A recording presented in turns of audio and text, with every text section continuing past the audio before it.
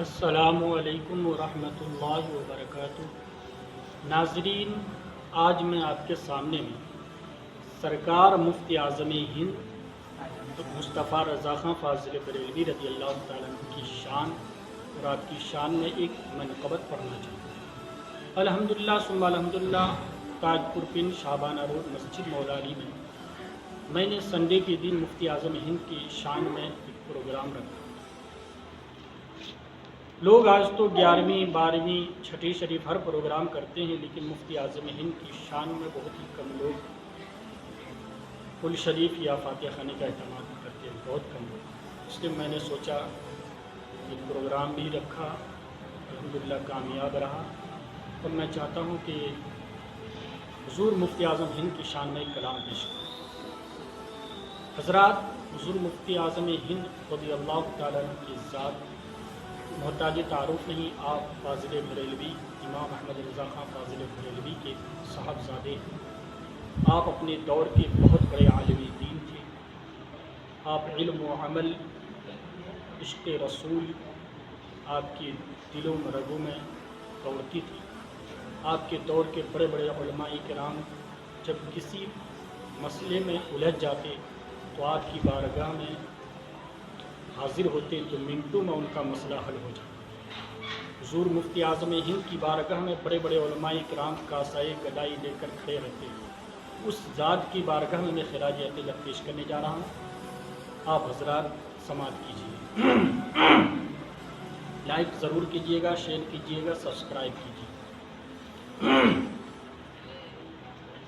یقیناً اہل سنت کے ہیں ماوا مفتی اعظم، یقیناً اہل سنت کے ہیں ماوا مفتی اعظم، یقیناً اہل سنت کے ہیں ماوا مفتی اعظم، یقیناً اہل سنت کے ہیں ماوا مفتی اعظم، پریشان حال دل کے ہیں سہارا مفتی اعظم، پریشان حال دل کے ہیں سہارا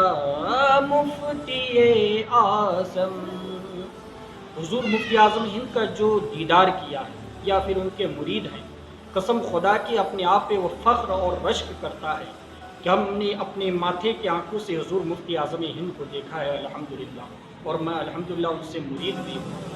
اور جو بھی حضور مفتی اعظم ہند کی نگاہ کرم جس پر بھی ایک جھلک بھی پڑا ہے، وہ اپنے زمانے کا بہت بڑا کسی نے یعنی گمراہ نہیں ہوتا ہے، اپنے زمانے میں ایک پکا ٹناٹن سنی ہوا کرتا ہے۔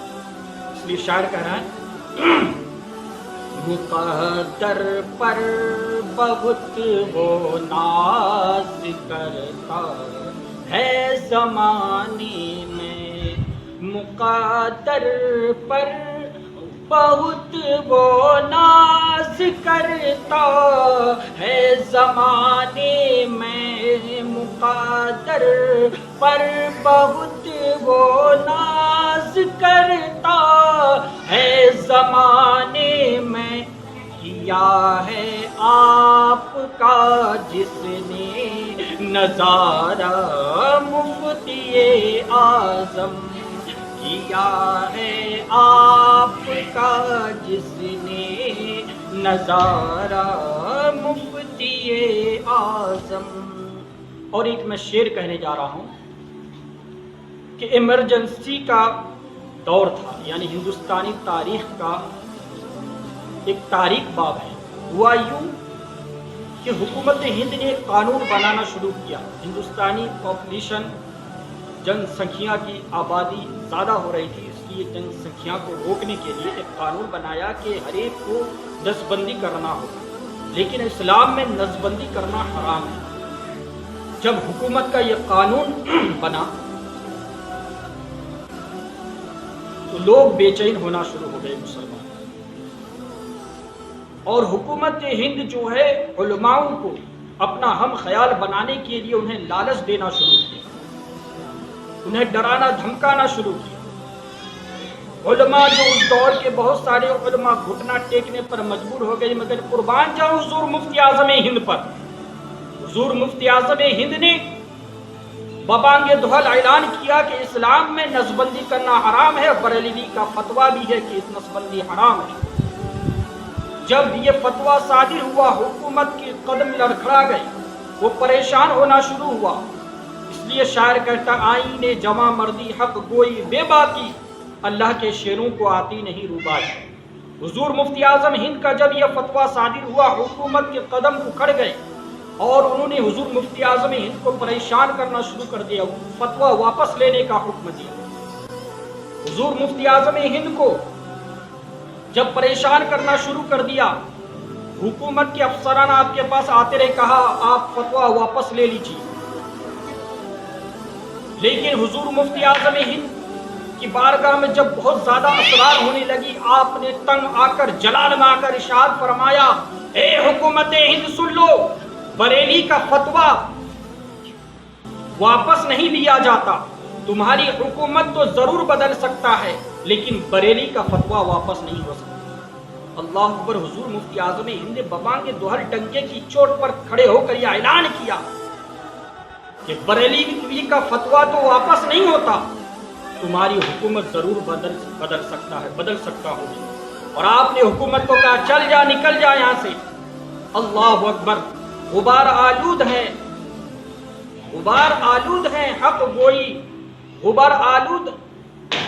ایک شعر ہے، درود پاک پڑھ لیجیے، اللہم صلی علی سیدنا شفیعنا مولانا محمد بارک وسلم، صلی اللہ علیہ وسلم علیہ یا رسول اللہ صلی اللہ علیہ وسلم۔ غبار آلود ہیں لیکن حقارت سے نہ دیکھ ان کو کہ ان کے ٹھوکروں سے حکومت بنتی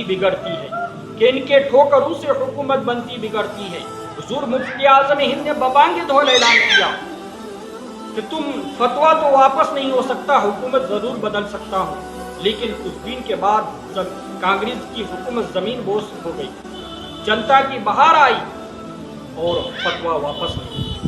اس لیے شاعر کہتا ہے